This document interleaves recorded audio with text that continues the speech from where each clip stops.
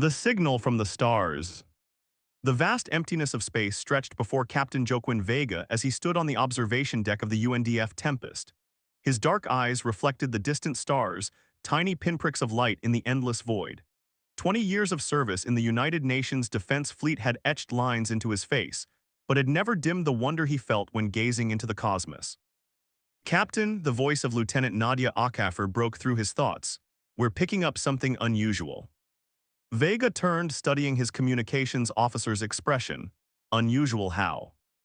A signal, sir, faint but definitely artificial, coming from the Cygnus sector. Her fingers danced across her console. It doesn't match any known human pattern. Put it through, Vega ordered, moving to her station. The bridge speakers emitted a strange, pulsing sound, rhythmic and clearly deliberate. It repeated in a precise pattern that suggested intelligence rather than natural phenomena. How far? Vega asked. Navigator Dmitry Petrov answered, approximately 18 days at maximum thrust, sir, beyond any charted territory. Vega stroked his short beard, a habit when deep in thought. Send the data to Earth Command. We need authorization before investigating. Within hours, the Tempest was abuzz with activity. The signal had caused a stir among Earth's leadership. Some advocated caution. Humanity had encountered only 2 alien species in its brief ventures into space, both primitive and non-spacefaring. Others saw opportunity, a chance to expand humanity's reach and knowledge. In his quarters, Vega reviewed the dossiers of the specialists being added to his crew. Dr. Haruki Tanaka, xenobiologist; Major Olivia Winters, Special Forces; Professor Jackson Okonkwo, Linguistics and Xenocommunications. The best Earth had to offer. They're expecting trouble, Vega muttered to himself. The Tempest departed 2 days later, accompanied by the UNDF Valiant and Horizon. As the small fleet accelerated toward the outer reaches of the solar system, the crew prepared for the unknown. In the ship's main hall, Professor Okonkwo addressed the assembled crew. The signal appears to be mathematical in nature, he explained, projecting a visual representation of the sound pattern. Prime numbers, arranged in a way that suggests a deliberate attempt at communication rather than a simple beacon. Any idea what they're saying? Asked Major Winters, her compact frame belying her reputation as one of Earth's deadliest soldiers. Not yet, Okonkwo admitted, but the pattern is deteriorating. Whatever's generating this signal is failing. As the days passed, Dr. Tanaka spent his time briefing the crew on what humans might expect from an advanced alien species. We need to understand something fundamental, he said during one session. Earth is what xenobiologists call a death world. A what? Asked a young ensign. A death world. Our gravity is higher than most habitable planets, our atmosphere denser, our wildlife more aggressive, our weather more extreme. Tanaka's eyes gleamed with enthusiasm. What's normal for us would kill many conceivable alien life forms. Our bones, muscles, respiratory systems, all evolved to withstand conditions that would be hostile to many species. Vega, who had quietly entered the back of the room, added, which means whatever sent this signal might find us as strange as we find them. Be prepared for anything. On the 14th day of their journey, the signal changed. Captain, Lieutenant Akafer called out, her voice tight with urgency. The transmission, it's become more complex. I think it's a video signal now. The main screen flickered to life. The bridge crew fell silent. The being on the screen had iridescent skin that shimmered like mother of pearl. Its 3 eyes, arranged in a triangle, blinked independently, and when it spoke, its voice resonated like strings of a cello. The ship's computer worked frantically to translate. To any who hear this, we are the Lyrians of Cygnus Prime. Our world is under attack. They came without warning, destroying our cities, taking our people. Please, if anyone receives this message. The transmission cut out abruptly. In its place, the sensors displayed new movement, large ships, angular and threatening, approaching a small blue-green planet. Battle stations, Vega ordered, his voice calm but firm. All hands prepare. We've come to answer a distress call, and that's exactly what we'll do. The lights on the Tempest shifted to combat status as the human fleet moved deeper into the Cygnus system. Whatever threatened these aliens was about to learn that humans did not ignore calls for help, and that Deathworlders were not to be underestimated. 3 days later, the human fleet entered orbit around Cygnus Prime. The planet below showed signs of devastation, entire continents scarred by weapon fire visible even from space. Multiple contacts, reported Tactical Officer Wei Huang. Large vessels heavily armed concentrated around the northern continent. There, they appear to be extracting something from the surface. Life signs, Vega asked. Science Officer Tanaka bent over his console. Two distinct patterns.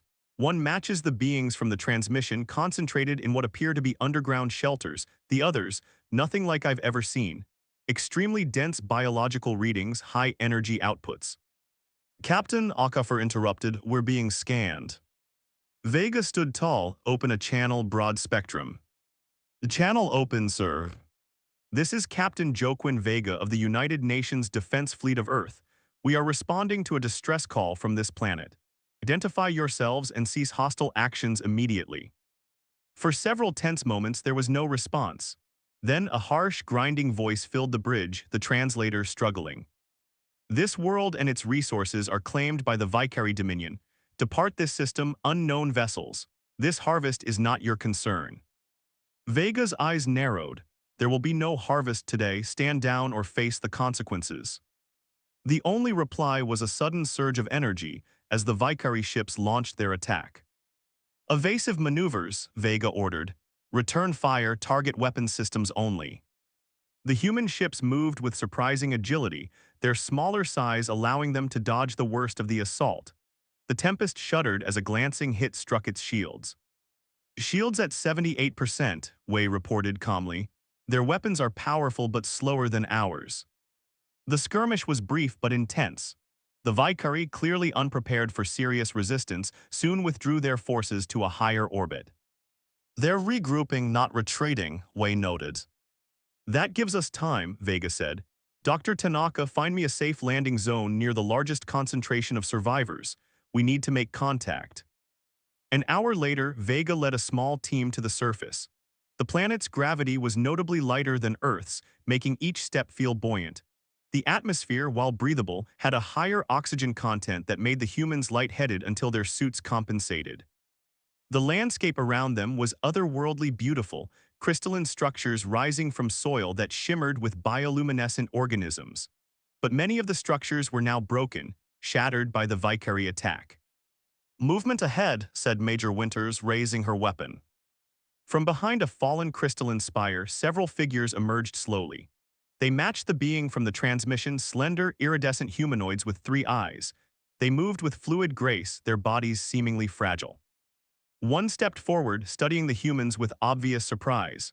When it spoke, the team's translators converted its melodic sounds. You breathe our air without protection. The alien's 3 eyes blinked in sequence. Vega nodded. Our analysis showed it compatible with human physiology, though oxygen-rich. I'm Captain Vega of Earth. The alien made a gesture that resembled a bow. I am Elixia, speaker for the Lyrian Council. We did not expect physical aid. Our distress call was meant for our scattered colonies. The Lyrians studied the humans intently. Your biology must be remarkable. Our atmosphere would be toxic to most species we've encountered. Earth is what some call a death world, Vega explained. High gravity, wide temperature variations, aggressive life forms, it made us adaptable. Elixia's skin pulsed with light. The Vicari chose us because we are physically vulnerable. Our home evolved in gentle conditions, but you, the speaker, seemed at a loss for words. We're here to help, Vega said simply. Tell us about these Vicari and what they want. Before Elixia could answer, Winter's voice cut in urgently. Captain, Vicari ships descending again. Vega looked to the sky where dark shapes were breaking through the clouds. Then it's time to show them what humans can do. Speaker, get your people to safety. We'll handle this. As the Lyrians hurried away, Vega and his team readied their weapons. The Vicari were about to learn that attacking a species under human protection was a very serious mistake. The Deathworlders strike back. Major Olivia Winters crouched behind a fallen crystal pillar, her breath steady despite the tension. The Vicari landing ships had touched down a kilometer away, disgorging troops that moved with predatory purpose. I count 30 hostiles approaching the settlement perimeter, she reported into her comm. They're massive, Captain, at least 2.5 meters tall, heavily armored. Hold position, Vega's voice crackled back. Observation only, I need intel on their capabilities. Winters signaled to her four-person team to spread out. Earth's military had trained them for combat in varying gravity conditions, and they moved with practiced ease despite the planet's weaker pull. Through her scope, Winters studied the Valkyrie. They walked on two powerful legs with an unusual forward lean. Their arms ended in serrated claws, and their helmets featured multiple sensor arrays. Most carried what appeared to be energy weapons, but some wielded blade-like implements that hummed with power.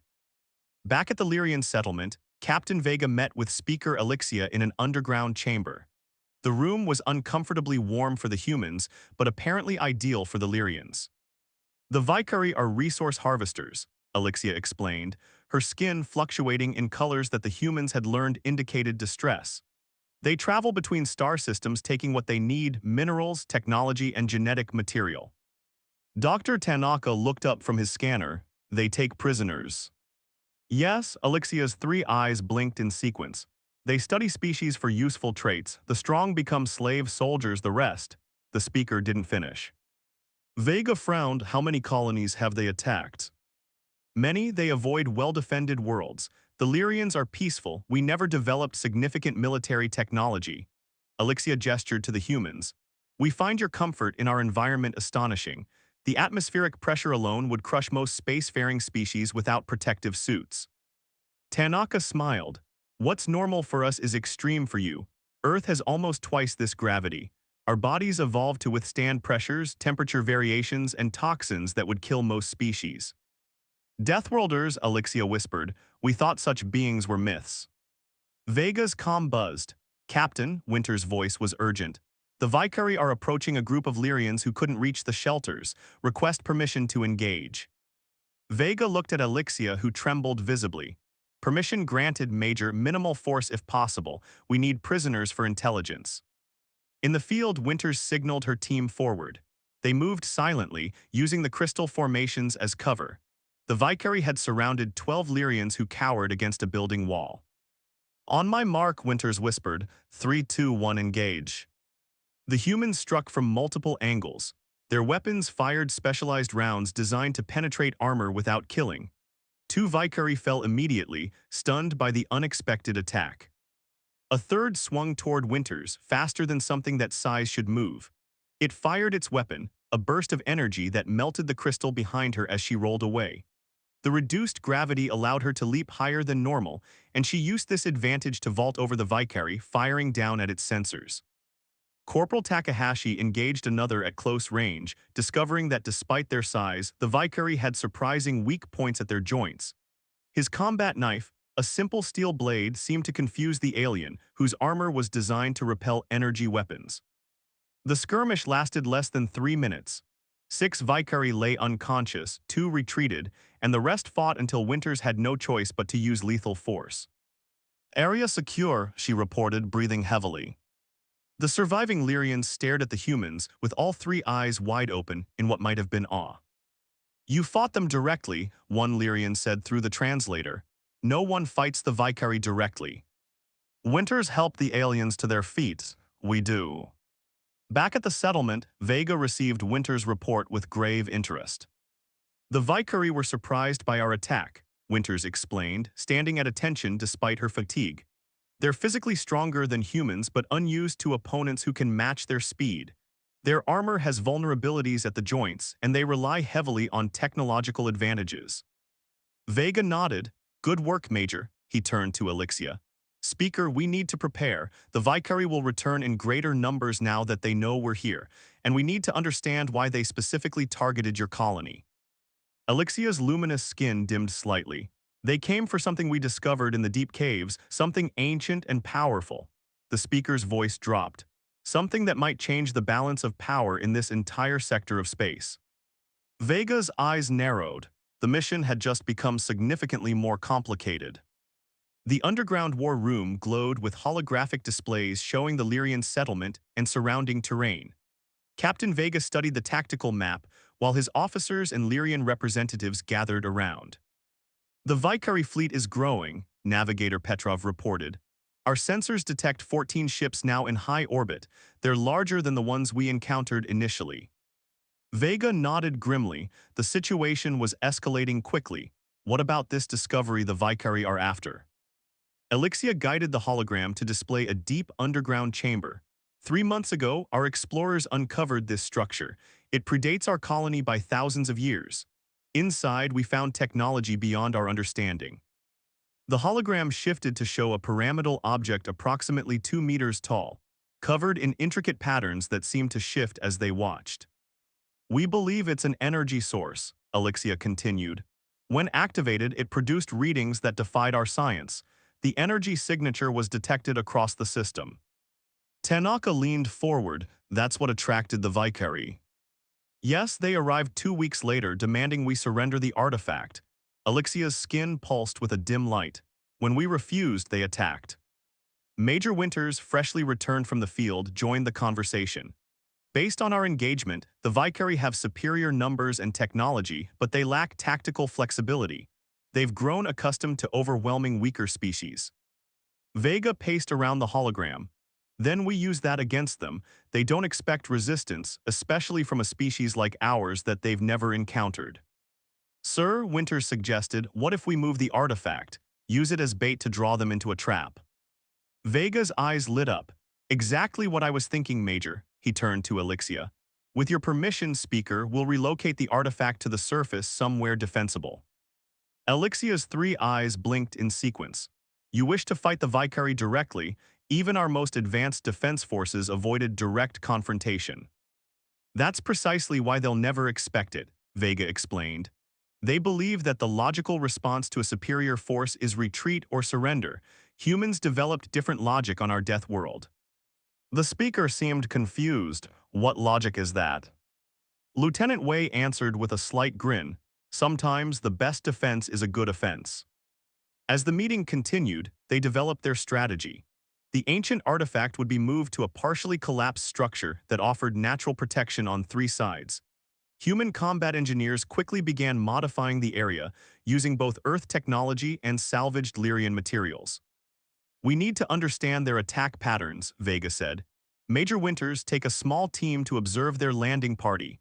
Lieutenant Wei, prepare our ships for orbital defense. The next few hours were a flurry of activity. The humans worked tirelessly, turning the abandoned structure into a fortress. The Lyrians, inspired by human confidence, joined in the effort. Dr. Tanaka studied the ancient artifact, his face illuminated by its strange glow. This technology, it's incredible. The energy output is off the charts, but I can't identify the source. Professor Okonkwo pointed to the shifting patterns on its surface. These aren't random, they're changing in response to our presence, to our thoughts perhaps. Before they could investigate further, alarms sounded throughout the settlement. Multiple Vicari ships descending, Wei reported over the comm. They're coming in force, Captain. Vega moved to the defensive position they had established. All personnel to battle stations. This is what we prepared for. The Vicari ships descended like dark predators surrounding the settlement. From the largest vessel, a transmission came through. Primitives, the harsh voice of the Vicari commander rasped. You have interfered in matters beyond your understanding. Surrender the artifact and yourselves for processing or be eradicated. Vega stood tall, his voice steady. This is Captain Vega of Earth. The Lyrians and their world are under our protection. Leave this system or face the consequences. The only answer was the roar of Vicari landing craft. The battle had begun. The Vicari attacked in waves, clearly expecting the humans to break under pressure. They didn't understand that pressure was what humans were built for. In the reduced gravity, the human soldiers moved with incredible speed and agility. Major Winters led her team in guerrilla strikes, hitting the Vicari flanks and retreating before they could respond. The Vicari commander, enraged by the resistance, finally committed his elite troops to a frontal assault on the artifact's position. They're taking the bait, Vega said, watching the tactical display. Spring the trap. As the Vicari forces concentrated their attack, the humans revealed their surprise. The defensive position wasn't just a fortress, it was a killing zone. Automated turrets emerged from hidden positions, cross-firing with devastating effect. The artifact, responding to the chaos around it, began to pulse with increasing intensity. Its patterns shifted faster, casting strange shadows across the battlefield. Captain, Dr. Tanaka's voice came through the comm. The artifact, it's becoming unstable. The energy readings are spiking. Before Vega could respond, the artifact emitted a blinding flash of light. When it cleared, the Vicari forces stood frozen, their weapons and armor suddenly inert. Seizing the moment, Vega ordered the final push. The human forces, joined now by armed Lyrians, overwhelmed the stunned Vicari. In orbit, the UNDF ships engaged the Vicari fleet. Though outnumbered, the human vessels used their superior maneuverability to devastating effect, disabling the larger Vicari ships one by one. As the last Vicari commander was brought before him, Vega saw not the monster he expected, but a being driven by the same force that drove humanity: survival. "You have defeated us," the Vicari said, its voice now stripped of electronic enhancement, "the first to do so in 1,000 cycles." "It didn't have to be this way," Vega replied. "There's enough in this galaxy for all of us if we choose cooperation over conquest." The Vicari's compound eyes studied him. "Perhaps, but change comes slowly to the Dominion." "Then let this be the first step," Vega said. "Return to your people with this message. The Lyrians are under Earth's protection now, and we're not alone." In the days that followed, humans and Lyrians worked together to rebuild. The ancient artifact, now dormant again, was studied jointly by scientists from both species. Speaker Elixia addressed the human officers on their final day. "You have saved not just our lives, but our future. The Vicari will think twice before attacking worlds allied with Earth." "We'll be back," Vega promised. "This is just the beginning of a much larger partnership." As the human fleet prepared to depart, a message was sent to Earth. "First contact successful. Defensive alliance established with the Lyrian people. Request diplomatic team and additional forces to establish permanent presence in Cygnus sector." Unknown to either humans or Lyrians, news of the defeat spread quickly through Vicari space and beyond. The species from the Death World, the Deathworlders, had arrived on the galactic stage. The Terran influence had begun.